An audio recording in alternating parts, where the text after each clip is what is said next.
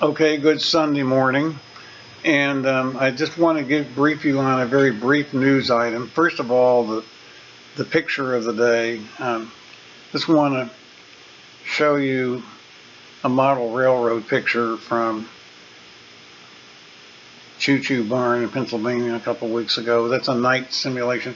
What that makes me think of is being inside an O'Neill cylinder, and you can see the circus at the front and then a plateau with a military parade over here and some settlement over there, and you can see mountains in the background, sort of like a little bit of geography. There's not even any stand for the operators in the middle to operate. Then there's another section over to the left. It's kind of L-shaped. But anyway, that's the picture of the day. And I want to discuss with you briefly the Mature Act, Senate 419, which Josh Hawley, Senator Republican of Missouri, introduced on February 14th, 2023. We haven't talked about it. In fact, that was when, a little bit before I went to California for my Pitch Fest at the end of February. And what this would do is require social media platforms to do age verification and make sure that individuals who tried to create an account were at least 16 years old. And there's a couple reasons that that's important. One, it also seems to affect only platforms, and there's an additional provision for large social media platforms that the FTC would have to audit them in every 6 months or once a year or something as to whether each large platform was in compliance with Bill's requirement. A large platform was more than 1 million users.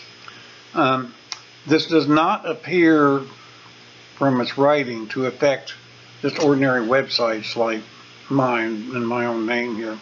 And by the way, on a week ago, Sunday, July 23rd, I meant to point out I had that dangerous thought experiment video that's embedded on the home page of it. I just thought I'd mention it. Anyway, a site my site doesn't even require anybody to log on. It's just all free. The Do Ask Do Tell. The Do Ask Do Tell, the business site, also right now doesn't require you to log on, because the only purchases that you can do are through large vendors like Amazon and Barnes and Noble and the publisher iUniverse. But so that also wouldn't fall under this provision. But it was a little bit scary because this reminds me of the COPA, the Child Online Protection Act, that we've talked about before. Remember on July 30th, on June 30th, I'm sorry, at the end of, there was a news story, and I did a video about it, about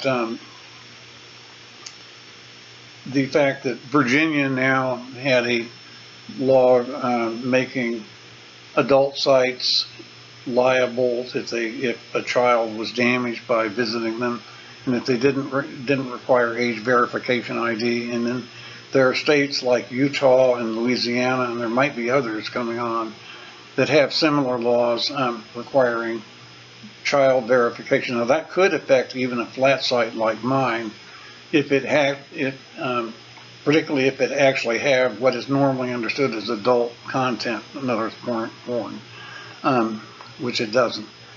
But remember, that whole idea of verification, normally by credit card, as a requirement for visiting a site was struck down when the Child Online Protection Act was struck down in 2007. That I was sort of a sub-litigant under Electronic Frontier Foundation for that. And we've talked about that before. So that's one thing it reminds me of. In this case, flat sites like mine would not be involved. It's only platforms like Facebook and Twitter, which is now X, And that's ironic that it's rated, X, rated X. Remember GMR and X? Back in 1968 when movie rating categories were introduced. And Snapchat and, well, particularly TikTok and some others. Maybe to use WordPress or to use Blogger, you would have to verify you were over 16. I guess you would. What worries me, though, is the age requirement of 16. For example, we've had a few people as teenagers just do spectacular stuff with their own sites on the web. Max Reisinger is one of them with his company Perspectopia. When he started it, I think when he was 16, like that I remember in 2020, on New Year's Day in 2020, he did a video. You can visit it on his site yourself, but in Costa Rica, riding around himself and advertising his company Perspectopia. And he wasn't even 17 yet, and he was mature enough that he could take care of himself in a foreign country. And now, of course, he's finally had a really spectacular gap year. And now he's running 2 or 3 companies besides from his dorm room and in Santa Clara University. I mean, where have we seen? Mark Zuckerberg did that, didn't he, when he founded Facebook? Another prodigy was John Fish, who started his website, his video channel when he was 17, and sometime before going to Harvard. So I would be concerned that a law like this would affect kids who are talented enough and mature enough to get started in legitimate online careers. That would worry me, that they were never allowed to use social media till they turned 16 and had to be spoon-fed, by others until they were mature, until the law said they could use them. But I understand the damage that people think social media is doing to the expectations it's creating. Conservatives have particularly been struck by the effect on gender ideology with teenage girls. I think, sure, you've heard that a lot about that. And when people are living online all the time and have to be popular and are worried about how many visits they're getting and likes they're getting, a lot of them are not mature enough to see around the corners and see where their lives are going. But occasionally some teens are.